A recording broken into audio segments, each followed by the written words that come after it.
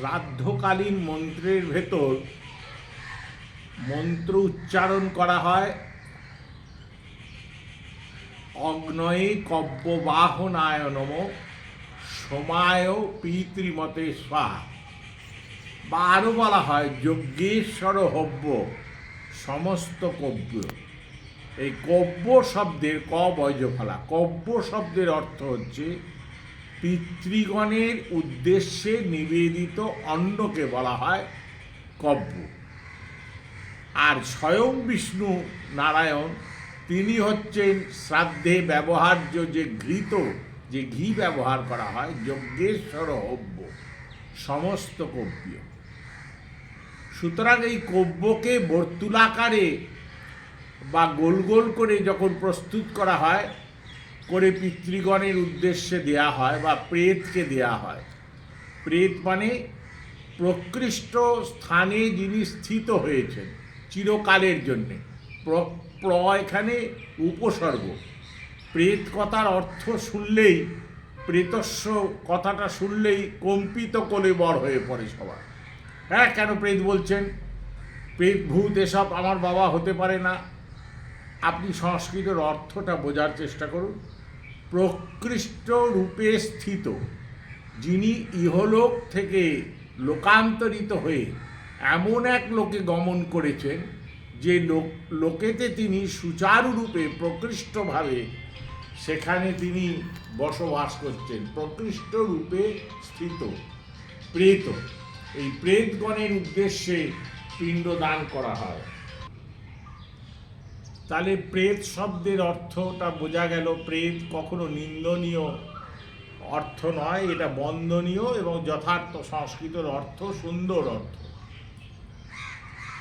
এই যে পিণ্ড বর্তুলাকার খাদ্যবস্তু প্রেত বা পিতৃর উদ্দেশ্যে দেয়া হয়, আবার শাস্ত্রে সংস্কৃত ভাষাতে প্রেতকে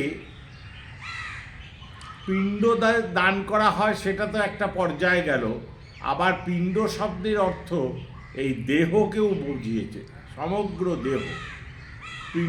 পিণ্ডমপি দেহ স্বভাবা, পিণ্ডকে দেহ বোঝায়। আমাদের অবাঙালি মহলে দেবতাদের মূর্তিকেও পিণ্ডি বলা হয়।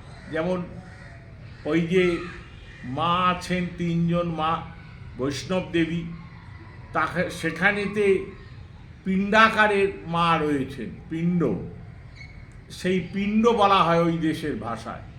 সুতরাং পিণ্ড কথার ধাতব অনেক অর্থ, শব্দের অনেক অর্থ। এই যে কব্য দান করা হয় পিতৃগণের উদ্দেশ্যে, সেই কব্যকে 16 আনা সংশোধন করতে হবে, সংশোধিত অন্ন দিতে হবে, তাকে বলে সংস্কৃত অন্ন। তাই জন্যে বলা হয়েছে সংস্কৃত ব্যঞ্জনাঢ্যঞ্চ পয় দধি ঘৃতান্বিত শ্রদ্ধয়া দীয়তে যস্মাৎ শ্রাদ্ধং তেন নিগূর্ধতে। একে শ্রাদ্ধ শব্দের সংজ্ঞা বলা হয়, এর নাম শ্রাদ্ধ। এই শ্রদ্ধয়া দ্রিয়তে যস্মাৎ, অনেকে এর একটা অপব্যাখ্যা করেন, বলে কি, তারা বলেন শ্রদ্ধার সঙ্গে যা কিছু দেওয়া, একটা ছেঁড়া কাপড় শ্রদ্ধার সঙ্গে দিই, ঠাকুরমশাইকে 10টা টাকা শ্রদ্ধার সঙ্গে দিই, তাহলেই শ্রাদ্ধ হয়ে গেল, উইথ ফুল রেসপেক্ট। শ্রদ্ধা না, আমাদের শাস্ত্রে শ্রদ্ধা শব্দ এই অর্থে আসেনি। এখানে শ্রদ্ধা শব্দ এসছে বৈদিক বাক্যের ওপর, বেদের যে বাক্য অনুশাসন মন্ত্রভাগ, তার উপর দৃঢ় বিশ্বাস সংপ্রতিষ্ঠিত করার নাম হচ্ছে শ্রদ্ধা। বেদ বাক্যকে পুঙ্খানুপুঙ্খ রূপে অনুসরণ করে কার্য করার নাম হচ্ছে শ্রদ্ধা। যদিও বেদেতে শ্রাদ্ধ প্রত্যক্ষভাবে উল্লিখিত নেই, পরবর্তীকালে বেদকে অনুসরণ করে স্মৃতিশাস্ত্র রচনা হয়েছে, সেইখানে পুরাণাদিতে শ্রাদ্ধের কথা উল্লেখ আছে।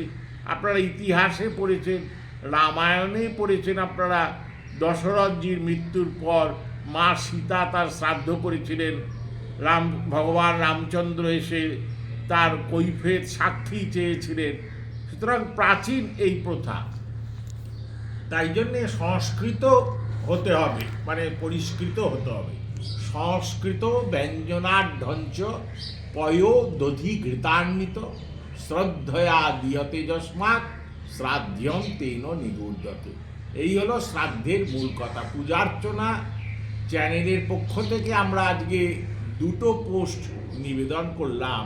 তার ভেতর প্রথমটা আপনারা দেখবেন যে মহাগুরু নিপাতে বৎসরকাল তার পুত্রগণ, কেবল সুপুত্রগণ কিরমভাবে ন্যূনতম যতটা সম্ভব, যাবৎ সম্ভব তাবৎ বিধি, যতদূর দেহ সহ্য করতে পারবে এমন যেন বিদঘুটে বিধি পালন করতে যাবেন না, কারণ ভজনের তনু মন, এই তনুটাই নষ্ট হয়ে গেল।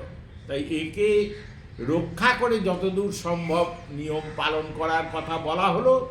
আর পরের পোস্টটাতে যে ছোট ভিডিওটা গেল আপনাদের সামনে, সেখানে আপনারা শ্রাদ্ধ শব্দের, পিণ্ড শব্দের এবং প্রেত শব্দের বাংলা অর্থ, ব্যুৎপত্তিগত অর্থ কি, ভ্রান্তি অপনোচনের চেষ্টা করলাম।